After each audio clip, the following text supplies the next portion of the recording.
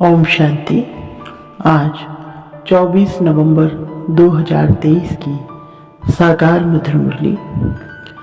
आज की मधुर मुरली के सार में मीठे मीठे बाप दादा ने कहा, मीठे बच्चे, तुम्हारी सच्ची बात का तीर तब लगेगा जब दिल में सच्चाई सफाई होगी। तुम्हें सत्य बाप का संग मिला है, इसलिए सच्चे बनो। प्रश्न, तुम सब स्टूडेंट हो, तुम्हें किस बात का ख्याल रखना जरूरी है? उत्तर, कभी भी कोई गलती हो तो सच बोलना है। सच बोलने से ही उन्नति होगी। तुम्हें अपनी सेवा दूसरों से नहीं लेनी है। अगर यहाँ सेवा लेंगे तो वहाँ करनी पड़ेगी। तुम स्टूडेंट अच्छी तरह से पढ़कर दूसरों को पढ़ाओ तो बाप भी खुश होगा। बाप प्यार का सागर है। उनका प्यार ही यह है जो तुम बच्चों को पढ़ाकर ऊंच मर्तबा दिलाते हैं। गीत, किसने यह सब खेल रचाया? ओम शांति। आजकल समाचार आते हैं कि हम गीता जयंती मना रहे हैं। अब गीता को जन्म किसने दिया, यह है टॉपिक। जयंती कहते हैं तो जरूर जन्म भी हुआ ना। उनको जब कहते हैं श्रीमद् भगवत गीता जयंती तो जरूर उनको जन्म देने वाला भी चाहिए ना। सब कहते हैं श्री कृष्ण भगवान वाच, तो फिर श्री कृष्ण पहले आता, गीता पीछे हो जाती। अब गीता का रचयिता जरूर चाहिए। अगर श्री कृष्ण को कहते तो पहले श्री कृष्ण, पीछे गीता आनी चाहिए। परंतु श्री कृष्ण छोटा बच्चा था, वह गीता सुना ना सके। यह सिद्ध करना होगा कि गीता को जन्म देने वाला कौन। यह है गुह्य बात। श्री कृष्ण तो माता के गर्भ से जन्म लेता है। वह तो सतयुग का प्रिंस है। उसने स्वयं प्रिंस का पद पाया है गीता द्वारा राजयोग सीखकर। अब गीता को जन्म देने वाला कौन? परमपिता परमात्मा शिव या श्री कृष्ण? श्री कृष्ण को वास्तव में त्रिलोकीनाथ, त्रिकालदर्शी भी नहीं कह सकते हैं। त्रिलोकीनाथ, त्रिकालदर्शी एक को ही कहेंगे। त्रिलोकीनाथ माना तीनों लोकों पर राज्य करते हैं। मूल, सूक्ष्म, स्थूल, इन तीनों को कहा जाता है त्रिलोकी। इनको जानने वाला त्रिलोकीनाथ, त्रिकालदर्शी परमपिता परमात्मा शिव है। यह महिमा उनकी है, ना कि श्री कृष्ण की। श्री कृष्ण की महिमा है 16 कला संपूर्ण, सर्वगुण संपन्न। उनकी भेंट करते हैं चंद्रमा से। परमात्मा की भेंट चंद्रमा से नहीं करेंगे। उनका कर्तव्य ही अलग है। वह है गीता को जन्म देने वाला रचयिता। गीता के ज्ञान व राजयोग से ही देवताएं क्रिएट होते हैं। मनुष्य को देवता बनाने के लिए बाप को आकर नॉलेज देनी पड़ती है। अब यह समझाने देने वाले बड़े ही होशियार ब्रह्मा कुमार कुमारियां चाहिए। सभी एक जैसा समझा नहीं सकते। बच्चियां भी तो सब नंबरवार है। टॉपिक भी ऐसी रखी जाए कि श्रीमद् भगवत गीता को जन्म किसने दिया, इसके लिए कंट्रास्ट समझाना है। भगवान तो एक ही है, परमपिता परमात्मा शिव। उस ज्ञान सागर द्वारा ज्ञान सुनकर श्री कृष्ण ने यह पद पाया था। सहज राज योग से यह पद कैसे पाया, यह समझानी देनी पड़े। ब्रह्मा द्वारा ही पहले बाप ब्राह्मण रचते हैं। सभी वेदों शास्त्रों का सार सुनाते हैं। ब्रह्मा के साथ ब्रह्मा मुख वंशावली भी चाहिए। ब्रह्मा को ही त्रिकालदर्शी पने का ज्ञान मिलता है। त्रिलोकी अर्थात तीनों लोकों का भी ज्ञान मिलता है। तीनों काल आदि मध्य अंत को मिलाकर कहा जाता है। और तीनों लोक अर्थात मूल, सूक्ष्म, स्थूल, वतन, यह अक्षर याद करने हैं। बहुत बच्चे भूल जाते हैं। भुलाया है देह अहंकार रूपी माया ने। तो गीता का रचयिता परमपिता परमात्मा शिव है, ना कि श्री कृष्ण। परमपिता परमात्मा ही त्रिकालदर्शी तथा त्रिलोकीनाथ हैं। श्री कृष्ण में व लक्ष्मी नारायण में यह नॉलेज है ही नहीं। हाँ, जिन्होंने यह नॉलेज बाप से पाई वह विश्व के मालिक बन गए। जब सदगति मिल गई फिर यह नॉलेज बुद्धि से गुम हो जाती है। सबका सद्गति दाता वह एक ही है। वह पुनर्जन्म लेने वाला नहीं है। पुनर्जन्म शुरू हुआ सतयुग आदि से, कलयुग अंत तक 84 जन्म लेते हैं। यह समझानी देनी पड़ती है। सब तो 84 जन्म नहीं लेते। जिसने यह गीता लिखी उसको त्रिकालदर्शी नहीं कहेंगे। पहले ही लिखा कि श्री कृष्ण भगवान वाच। यह एकदम रॉन्ग है। रॉन्ग भी होना ही है जरूर। जब सब शास्त्र रॉन्ग हो तभी बाप आकर राइट सुनाए। बरोबर ब्रह्मा द्वारा वेदों शास्त्रों का सच्चा सार सुनाते हैं, इसलिए उन्हें सत कहा जाता है। अब तुम्हारा है सत के साथ संग जो तुमको सत बनाते हैं। प्रजापिता ब्रह्मा और उनकी मुख वंशावली यह जगदम्बा सरस्वती। प्रजापिता ब्रह्मा के सभी बच्चे आपस में भाई बहन ठहरे। कहाँ भी मंदिरों में जाकर भाषण करना चाहिए। घूमने फिरने भी वहाँ बहुत आते हैं। एक को समझाया तो सत्संग लग जाएगा। शमशान में भी जाना चाहिए, वहाँ मनुष्यों को वैराग्य होता है। परंतु बाबा कहते हैं मेरे भक्तों को समझाने से वह फट समझेंगे। तो शिव बाबा के मंदिर लक्ष्मी नारायण के मंदिर में जाना पड़े। लक्ष्मी नारायण को बाबा मम्मा नहीं कहते। शिव को बाबा कहते हैं, जरूर मम्मा भी होगी। वह है गुप्त। शिव बाबा जो रचयिता है उनको माता पिता कैसे कहते हैं, यह गुप्त बात कोई भी जान न सके।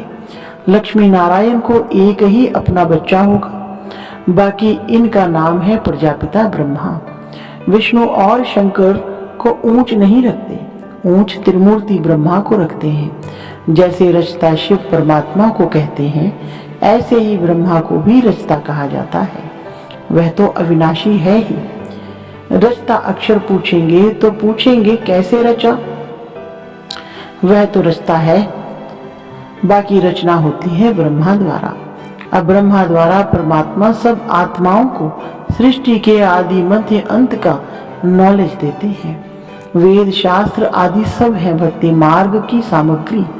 भक्ति मार्ग आधा कल्प चलता है। यह है ज्ञान कांड। जब भक्ति मार्ग पूरा होता है तब सब तमो प्रधान बन जाते हैं। तब मैं बाप आता हूँ। पहले सतो प्रधान से सतो रजो तमो में आते हैं। ऊपर से जो पवित्र आत्माएं आती हैं उन्होंने कोई ऐसा कर्म नहीं किया है जो उनको दुख भोगना पड़े। क्राइस्ट के लिए कहते हैं उनको क्रॉस पर चढ़ाया, परंतु यह तो हो ना सके। नई आत्मा जो धर्म स्थापन करने अर्थ आती है उनको दुख मिल नहीं सकता, क्योंकि वह तो कर्मातीत अवस्था वाला मैसेंजर धर्म स्थापन करने आया। लड़ाई में भी जब कोई मैसेंजर भेजते हैं तो वह सफेद झंडी ले आते हैं, जिससे वे लोग समझ जाते हैं कि यह कोई मैसेज ले आया है। उनको कोई तकलीफ नहीं देते हैं। तो मैसेंजर जो आते हैं उनको कोई क्रॉस पर चढ़ा ना सके। दुख आत्मा ही भोगती है, आत्मा निर्लेप नहीं है, यह लिखना चाहिए। आत्मा को निर्लेप कहना रॉन्ग है। यह किसने कहा? शिव भगवानुवाच। यह पॉइंट तुमको नोट करनी चाहिए। लिखने के लिए बड़ी ही विशाल बुद्धि चाहिए। समझो, प्रदर्शनी में क्रिश्चियन लोग आते हैं तो उनको भी बता सकते हैं कि क्राइस्ट की सोल को क्रॉस पर नहीं चढ़ाया, बाकी जिसमें उसने प्रवेश किया उस आत्मा को दुख हुआ। तो ऐसी बातें सुनकर वंडर खाएंगे। उस पवित्र आत्मा ने आकर धर्म स्थापन किया गॉडफादर के डायरेक्शन अनुसार। यह भी ड्रामा को भी कई लोग समझते हैं, परंतु उसके आदि मध्य अंत को नहीं जानते। ऐसी बातें सुन वह लोग कुछ समझने की कोशिश करते हैं। कृष्ण को भी कोई गाली दे ना सके। बरोबर गालियां अभी ही मिल रही है किसको? शिव बाबा को नहीं, इस साकार को। टीचर तो बाबा है, प्योर सोल, और यह है इम्प्योर जो प्योर बन रहा है। जो समझ गए हैं वह बित नहीं करेंगे, नहीं तो समझेंगे कि यह तो सिखाया हुआ है। फिर वह बात कोई को जचती नहीं, तीर नहीं लगता। सच्चाई सफाई बहुत चाहिए। जो खुद भिखारी होगा वह औरों को कहे काम महाशत्रु है तो तीर लग नहीं सकता। जैसे पंडित का मिसाल राम राम कहने से नदी व सागर पार कर जाएंगे, यह अभी की बात है। शिव बाबा कहते हैं मुझे याद करने से तुम इस विषय सागर से पार हो जाएंगे। कौन सा सागर, यह पंडित नहीं जानते। वैशाल्य से शिवालय में चले जाएंगे। बड़ी अच्छी रीति से श्रीमत पर चलना है। कहते हैं ना कि बाबा चाहे प्यार करो चाहे ठुकराओ, यहाँ तो सिर्फ समझानी दी जाती है तो भी कई मुर्दे बन जाते हैं। बच्चों को तो लिखना पढ़ना पड़ता है। बाप प्यार का सागर है, अर्थात पढ़ाकर ऊंच मर्तबा दिलाते हैं, यही प्यार है। बाप जब पढ़ाता है तो पढ़कर औरों को भी पढ़ाना है। बाप को खुश करना है, बाप की सर्विस में तत्पर रहना है।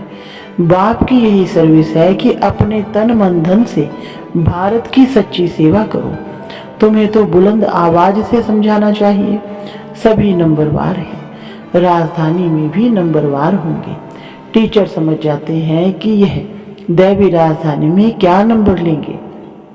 सर्विस से समझ सकते हैं कौन कौन मुख्य बनेंगे। खुद भी समझते हैं कि हम बाबा मम्मा जितनी सर्विस नहीं करते तो दास दासियां बनना पड़ेगा। आगे चलकर तुम सबको सारा ही मालूम पड़ेगा। हम श्रीमत पर न चले, सब क्लियर हो जाएगा। तुम बच्चे इस समय स्टूडेंट हो, इस समय तुम अपनी दासियां बनाएंगे तो खुद भी दासी बनना पड़ेगा। यहाँ महारानी बनना देह अभिमान है। सच कहना चाहिए कि बाबा यह भूल हुई, अभी संपूर्ण तो सभी बने नहीं हैं। इम्तिहान में जब नापास होते हैं तो शर्माते भी हैं। बाबा का रात्रि में ख्याल चला कि मनुष्य 21 जन्म कहते, गायन भी करते। अभी यह ईश्वरीय जन्म एक अलग है। 8 जन्म सतयुग में, 12 जन्म त्रेता में, 21 जन्म द्वापर में, 42 जन्म कलयुग में।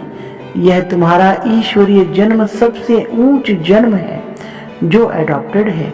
तुम ब्राह्मणों का ही यह सौभाग्यशाली जन्म है। अच्छा, मीठे मीठे सिकलधे बच्चों प्रति माता पिता बाप दादा का याद प्यार और गुड मॉर्निंग। रूहानी बाप की रूहानी बच्चों को नमस्ते। रूहानी बच्चों की रूहानी बाप दादा को नमस्ते जी। धारणा के लिए मुख्य सार नंबर 1, प्यार के सागर बाप के प्यार का रिटर्न करना है।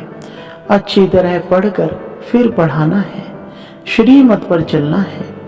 नंबर 2, सच्चाई और सफाई से पहले स्वयं में धारणा कर फिर दूसरों को धारणा करानी है।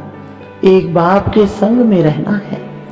वरदान, निमित्त आत्माओं के डायरेक्शन के महत्व को जान, पापों से मुक्त होने वाले सेंसिबल भव। विस्तार, जो सेंसिबल बच्चे हैं वो कभी यह नहीं सोचते कि यह निमित्त आत्माएं जो डायरेक्शन दे रही हैं शायद कोई के कहने से कह रही हैं। निमित्त बनी हुई आत्माओं के प्रति कभी यह व्यर्थ संकल्प नहीं उठने चाहिए। मानो कोई ऐसा फैसला भी दे देते हैं जो आपको ठीक नहीं लगता है, लेकिन आप उसमें जिम्मेवार नहीं हो। आपका पाप नहीं बनेगा, क्योंकि जिसने इन्हें निमित्त बनाया है वह बाप पाप को भी बदल देगा। यह गुप्त रहस्य, गुप्त मशीनरी है। स्लोगन, ऑनेस्ट वह है जो प्रभु पसंद और विश्व पसंद है, आराम पसंद नहीं। अच्छा, ओम शांति।